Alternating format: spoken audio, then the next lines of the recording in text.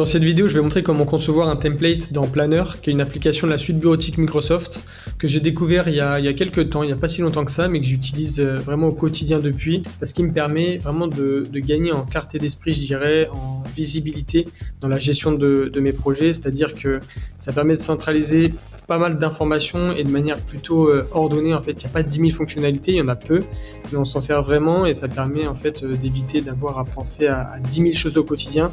On le verra, et puis ça permet au final en fait de gagner aussi beaucoup de temps. Je vais aborder un peu la présentation de l'outil sous un angle du secteur BTP parce que c'est le secteur dans lequel j'exerce. Donc si vous êtes dessinateur projeteur ou plus côté bureau d'études à répondre à des appels d'offres ou même conducteur de travaux, cette vidéo vous concerne vraiment. Et puis concernant un peu la tarification, donc c'est une application qui n'est pas gratuite et il me semble, sauf erreur, qu'elle est disponible que dans des plans entreprises, donc dans Microsoft 365 Business basique, standard ou premium. Je vais donc pouvoir passer à la présentation de l'interface de l'outil qui va nous permettre du coup de gagner beaucoup en capacité d'organisation. On peut le voir à gauche, on a 3 onglets, donc sous forme d'une barre verticale avec un onglet Ma journée, Mes tâches et Mes plans. À titre personnel, j'utilise uniquement l'onglet Mes plans. En fait, j'utilise même un seul plan que je vais recréer du coup dans cette vidéo, mais en fait, au sein de ce plan, je vais créer des tâches à qui je vais attribuer des personnes, à qui je vais potentiellement attribuer également des échéances dans le temps. Et je l'utilise pas, mais j'en déduis qu'en fait, par exemple, ma journée, je vais retrouver toutes les tâches qui me sont attribuées et dont la date d'échéance est aujourd'hui. Voilà. Après, je vais pas trop m'attarder sur ces onglets, comme je l'ai dit, je les utilise très peu. Mais donc, je vais pouvoir venir cliquer juste là, nouveau plan. Et ici, on peut voir qu'il y a des templates qui apparaissent pour différents usages. Donc, je vous invite vraiment à aller fouiller un peu, voilà, regarder ce qui peut se faire. En fait, Planner, c'est un peu similaire à Notion ou à Asana, mais dans l'écosystème Microsoft, ce qui va permettre de collaborer avec d'autres collaborateurs d'entreprise si votre entreprise souscrit à l'abonnement Microsoft. Donc ici, je vais pouvoir cliquer sur Plan simple. Et en fait, on a une petite fenêtre qui montre ce qu'on va obtenir. Et c'est un peu ce qu'on appelle un tableau Kanban. Donc en fait, c'est un tableau avec plusieurs colonnes dans lequel on va retrouver chacune des tâches d'un projet, enfin chacun de nos projets. Ça dépend comment on s'organise. Et le mieux, en tout cas, ce que je fais moi, c'est 3 colonnes, tout simple. Une colonne à venir, en cours et terminé. Donc je vais pouvoir venir cliquer sur Utiliser un modèle, créer. Et donc voilà ce qui apparaît. Donc je vais faire un peu le tour des différents onglets parce que là on peut voir qu'au sein d'un plan on a différentes vues. Et puis bon, il y a aucun gros paramétrage à faire, c'est vraiment très simple et ça va être qui tout double. En fait, si vous avez besoin d'un gros outil organisationnel avec beaucoup de collaborateurs, ça correspondra pas à votre besoin. Je préfère être clair tout de suite. Cependant, si voilà, vous avez régulièrement des tâches, des projets à faire, donc dans mon cas des plans, qui se ressemblent pour beaucoup, plan d'exécution, plan de récollement, c'est souvent le même mode opératoire, et ben là vraiment ça va être très intéressant. Donc je vais pouvoir un peu basculer dans les différentes vues.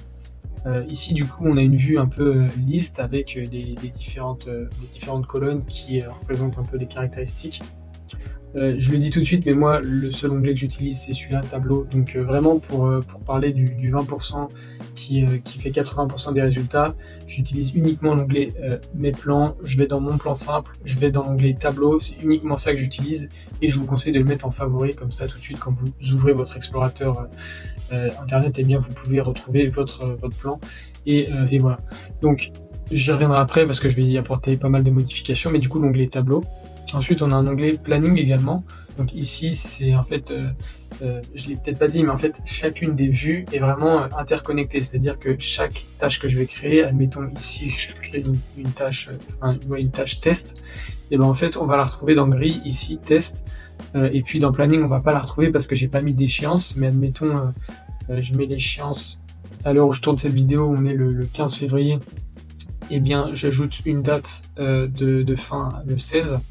Et bien en fait ici directement on va voir le 16 test qui s'est créé, donc tout est interconnecté. Ici ce qui est très intéressant aussi c'est la possibilité d'avoir une vue sous forme de graphique, donc on va y retrouver plusieurs graphiques en camembert, en barre, etc.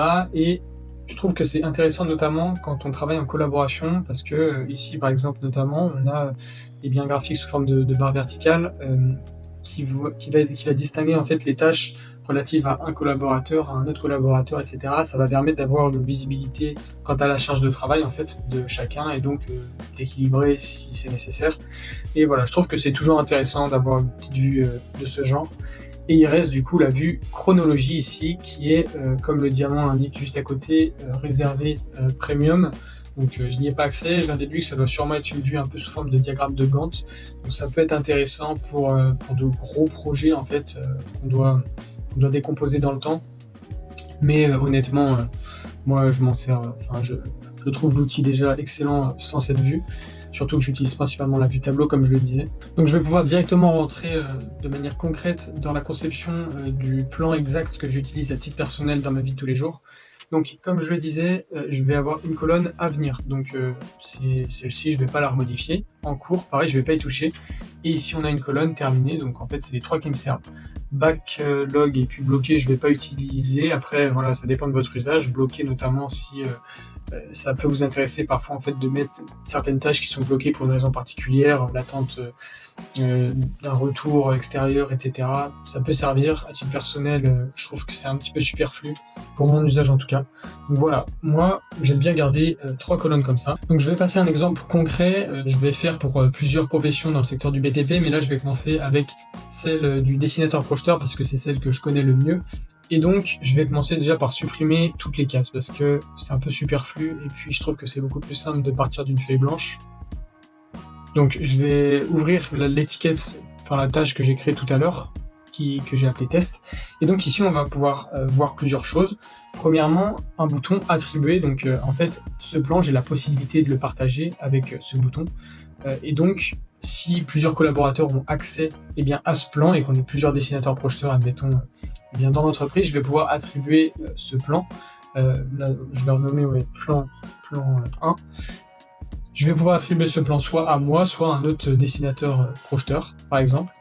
Donc voilà un peu l'intérêt d'attribution. Ici, on va avoir la possibilité d'ajouter une étiquette. Donc ici, en fait, on va retrouver plusieurs couleurs et on va pouvoir, pour chacune des étiquettes, venir renommer. Pour le cas du dessinateur-projeteur, moi, ce que je conseillerais, c'est d'attribuer deux choses. Premièrement, le conducteur de travaux chargé du chantier, et puis quel type de plan. Donc si c'est un plan d'exécution ou de récollement, par exemple, ça peut être intéressant de faire la distinction. Donc je vais venir renommer, par exemple, je vais écrire Frédéric, je sais pas moi, Benoît. Hop là, ça c'est un peu bugué. Et donc je vais pouvoir descendre et là on va pouvoir voir des étiquettes avec des couleurs un peu plus vives, je dirais. Et ici du coup c'est là où je vous conseillerais de mettre par exemple si c'est un plan d'exécution, donc on pourrait écrire exé. Décidément dès qu'on clique à côté ça ferme. Et ici je vais mettre reco pour recollement, admettons. Et donc, admettons pour ce plan 1, le conducteur de travaux c'est Frédéric, et c'est un plan d'exécution. Là, directement, ça va s'afficher. Donc, c'est pas mal. On pourrait même, du coup, venir préciser la progression, en cours, terminé, etc. Mais honnêtement, moi, pour l'ensemble de ces menus dépliants, je les utilise pas. Ça peut être intéressant dans certains cas, mais ici, du coup, c'est compartiment à venir en cours terminé, je peux le faire depuis là.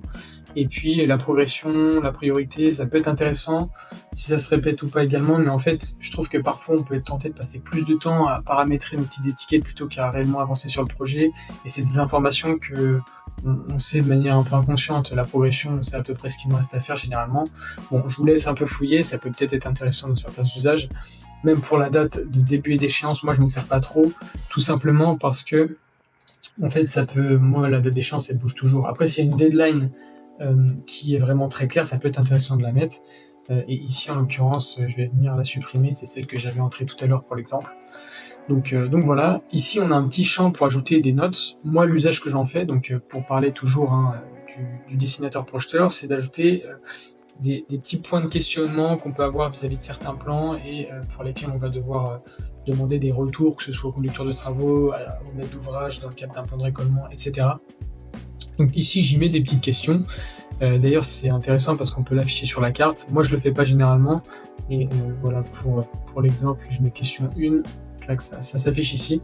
Moi je l'affiche pas sur la carte. Ce que je vais afficher sur la carte, ça va être la liste de contrôle. Donc ça en fait c'est une liste que vous pouvez ajouter. Et pour chacun des points en fait on va pouvoir venir cocher pour dire si c'est fait ou pas. Et moi, à titre personnel, j'écris jamais l'ensemble des choses que j'ai à faire pour un plan parce que le mode opératoire, il est relativement similaire pour les différents plans, et puis je passerai trop de temps en fait à écrire chacune des listes pour un usage pas méga pertinent, parce que du coup en fait je sais ce que j'ai à faire quand je fais un plan, mais je vais quand même spécifier tous les points un peu particuliers, différenciants pour le projet que je suis en train de réaliser. Donc par exemple, j'ai fait une première version de mon plan d'exé, je l'ai envoyé au maître d'ouvrage, celui-ci m'a donné quelques retours, et bien je peux mettre certains des retours dans la liste de contrôle, parce que je ne peux pas le faire dans l'immédiat, il faudra que je le fasse plus tard, mais du coup ça apparaît ici plutôt que ça soit dans un mail qu'on m'a envoyé il y a 3 jours. Donc par exemple, je vais faire modification à moi pour maître d'ouvrage, je vais mettre le 1 en majuscule. Par exemple, il y a une impression à faire pour je ne sais quelle raison. Voilà, étant donné que j'ai pas le temps de le faire dans l'immédiat, je peux le mettre ici aussi. Et là, du coup, je vais l'afficher sur la carte. Et ça peut être intéressant, parce que là, il y a des choses à faire, je vais le mettre dans la colonne en cours, et bien d'avoir en fait une visibilité sur des petites tâches vis-à-vis d'un plan qu'on est en train de faire. Je trouve que voilà, c'est quand même intéressant. Et puis on peut même ajouter une pièce jointe. Moi je m'en sers très rarement, mais ça peut aussi servir une photo ou autre. Et alors, petit conseil supplémentaire qui est vraiment intéressant, je trouve, dans Planner, c'est qu'en fait, ici, bon, admettons que voilà, j'ai terminé mes tâches, j'ai terminé mon plan d'exé, c'est bon, il est validé, on va pouvoir commencer le chantier. Et bien, plutôt que de mettre le plan dans terminer ici, je peux simplement venir cliquer ici sur le petit rond, et ça me met dans tâche terminée. Et pourquoi je trouve que c'est plus intéressant de faire ça quand on est en phase exé plutôt que le mettre dans la colonne à droite, c'est qu'en fait ce plan il va revenir pour le plan de récolement, il va revenir lors de la conception des dossiers d'ouvrage exécutés. Et donc pour moi je trouve que c'est intéressant de mettre le plan, parce que ici j'ai mis plan 1, en réalité ce que je vais écrire c'est le numéro de chantier et la localisation du chantier. J'aurais peut-être dû commencer par ça, mais bref. Et du coup, en fait, je trouve intéressant de mettre ça dans la colonne terminée qu'une fois que vraiment le dossier d'ouvrage exécuté, tout est validé par le maître d'ouvrage, que tout est archivé en interne et que vraiment, c'est terminé, quoi. Tandis qu'ici, on peut simplement le mettre dans le menu dépliant, comme ça ne vient pas perturber, c'est-à-dire que ce qui s'affiche dans la colonne en cours, c'est vraiment les tâches qu'on est en train de faire en ce moment. Et puis, admettons que voilà, plus tard, le chantier est terminé, il faut faire le plan de récolement, le relevé topo a été fait, je peux venir juste décocher. Et puis en plus, c'est intéressant parce que le fait d'avoir mis les éléments de ma liste de contrôle juste au-dessus, ça me remet mine de rien un peu dans le chantier. Et puis voilà, pareil pour la rubrique questions. Moi, ce que je conseille, c'est de ne pas supprimer toutes les questions, comme ça, en fait, ça fait penser aussi à des questionnements qu'on a pu avoir quelques mois auparavant et de se remettre un peu dedans. Bon, du coup, à présent, je vais essayer de me mettre plus dans la peau de quelqu'un qui travaille plus du côté bureau d'études, donc qui va venir répondre aux appels d'offres. Et donc moi, ce que je ferai, c'est que ici, en fait, c'est plutôt au niveau des étiquettes que ça va varier. Plutôt que de mettre le conducteur de travaux et exé ou recollement, parce que là du coup c'est vraiment différent, je vais plutôt attribuer le maître d'ouvrage, en fait, celui qui a publié l'appel d'offres. Donc par exemple, voilà, je vais mettre ville de Paris, je sais pas, ville de Lyon. Bon, vous m'aurez compris, ça peut être n'importe quoi, ça peut être un syndicat, une communauté de communes, etc. Et plutôt que de mettre exé et reco, moi je mettrais, c'est un appel d'offres de quoi, de réseau, un appel d'offres de voirie dans le cas où on est sur des travaux publics, ou alors est-ce que c'est un appel d'offres lié à du bardage, à de la maçonnerie. Donc c'est ce que je ferais. Je pense que après voilà, hein, c'est vous et votre liberté, vous faites ce que vous voulez, mais c'est comme ça que moi je pense que je ferais. Donc là, admettons, je précise que voilà, c'est un appel d'offres de réseau sur la ville de Paris. Je peux mettre conception du mémoire technique. Voilà, admettons, je ne l'ai pas fait, il me reste à faire. Vous l'aurez compris, c'est vraiment assez flexible et ça peut convenir à tout type de poste, en tout cas au sein d'une entreprise du BTP, même pour le poste de conducteur de travaux par exemple. Bon voilà, j'ai un peu fait le tour sur ce que j'étais en capacité de montrer en vidéo. Je me suis vraiment attardé sur un usage de Planner en particulier qui moi vraiment m'est utile au quotidien. Donc je pense qu'il y a pas mal de choses d'autres qu'il est possible de faire. Je vous invite à fouiller si ça peut vous intéresser, mais en tout cas moi c'est comme ça que je l'utilise. Autre chose que j'ai pas évoqué et qui est intéressant également, c'est la possibilité de filtrer en fait. On peut par exemple filtrer en fonction d'une étiquette, donc pour voir, voilà, par exemple, là je suis resté sur la conception du plan en fonction de quelqu'un qui répond à des appels d'offres. Si on veut voir que les appels d'offres de la ville de Paris, c'est possible de faire. Si je reprends l'exemple tout à l'heure du dessinateur projeteur, je peux voir que les plans d'exécution, que les plans de recolement ou que les plans relatifs à un conducteur de travaux, etc. Je l'utilise moyennement. Ce que j'utilise par contre vraiment, c'est le filtre affectation pour voir en fait que les plans qui me sont attribués à moi ou qui sont attribués à moi et à quelqu'un d'autre, parce que parfois on travaille un peu en collaboration. Sinon les filtres, j'utilise pas plus que ça. J'espère que ça vous aura plu. Donc voilà, vidéo un peu courte sur un outil que j'utilise un peu tous les jours dans mon travail, un peu dans la continuité de la vidéo de la semaine dernière sur Whiteboard. N'oubliez pas de vous abonner si ce n'est pas déjà fait, et puis je vous remets en description le lien vers une newsletter que j'ai lancée il y a quelques semaines avec Battilab. Et donc l'idée c'est que j'envoie environ un mail par semaine, environ de 300 à 500 mots. C'est pas des gros mails, mais par les biais desquels je partage des petites réflexions, des actus, même des anecdotes sur le secteur du BTP et ses avancées technologiques. Donc si ça peut vous intéresser, n'hésitez pas. Aucun spam, des inscriptions possibles en un clic, donc n'hésitez pas. Ciao ciao.